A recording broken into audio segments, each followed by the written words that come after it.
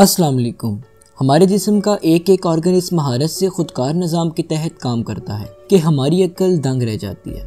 हमारे जिस्म में कई सिस्टम्स एक ही वक्त में काम करते हैं, जिनमें से एक अहम सिस्टम डाइजेस्टिव सिस्टम भी है और आज हम इसी सिस्टम पर बात करेंगे। खाना खाने से लेकर इसके हजम होने तक के तमाम प्रोसेस को डाइजेशन कहते हैं। आइए आज आपको हमारे जिस्म में डाइजेशन और डाइजेस्टिव सिस्टम के बारे में कुछ मालूमात फराहम करते हैं। हमारा डाइजेस्टिव सिस्टम कई ऑर्गन्स और ग्लैंड से मिलकर बना है जो खाना खाने के बाद इसे हजम करने यानी डाइजेस्ट करने में हमारी मदद करते हैं। हम जो भी खाना खाते हैं हमारा जिस्म इसे बारीक ज़र्रात में तब्दील कर देता है ताकि इसे हजम करने में आसानी हो और वेस्ट मटेरियल अखराज भी किया जा सके।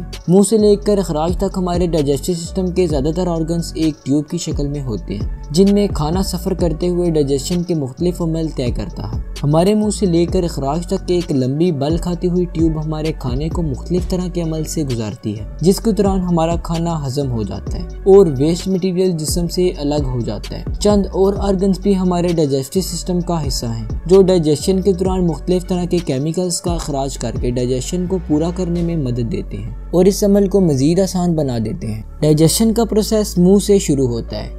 हम खाना खाते हुए इसे मुंह में चबा चबा कर छोटे टुकड़ों में तब्दील कर देते हैं। इस अमल में हमारे मुंह में पाए जाने वाले थूक के ग्लैंड्स हमारी मदद करते हैं। थूक में शामिल अज़्ज़ा हमारे खाने को चबाने में मदद देते हैं और हमारा खाना पहले से छोटे टुकड़ों में तब्दील होकर मजीद अमल से गुजरने के लिए तैयार हो जाता है। खाना मुंह में चबाए जाने के बाद जिस नाली में दाखिल होता है इसे एसोफेगस कहते हैं।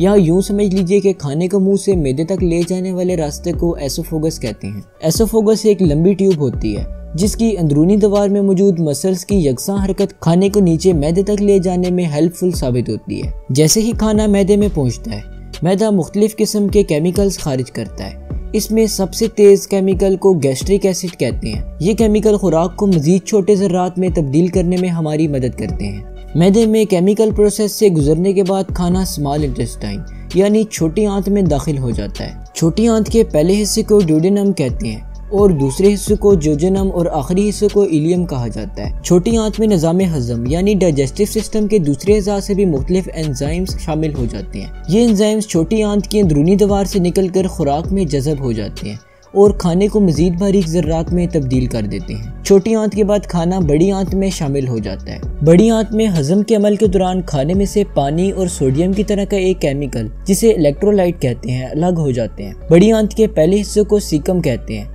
जो कि अपेंडिक्स से जुड़ा होता है। बड़ी आंत में मुख्तलिफ तरह के बैक्टीरिया खुराक को हजम करने में हमारी मदद देते हैं। इसके बाद खाना बड़ी आंत में से एक नाली में से जिगजैग तरीके से गुजरता हुआ नाली की आखिर तक पहुंच जाता है। अमल के आखिरी हिस्से में पूरे अमल के बाद बच जाने वाला वेस्ट मटेरियल रेक्टम नामी हिस्से में तब तक के लिए जमा हो जाता है जब तक इखराज के रास्ते जिससे एनस कहा जाता है उसके जरिए से जिस्म से बाहर न निकल जाए। तो ये था हमारा डाइजेस्टिव सिस्टम। कैसी लगी आपको ये वीडियो नीचे कमेंट्स करके ज़रूर बताइएगा। शुक्रिया। अल्लाह हाफिज़।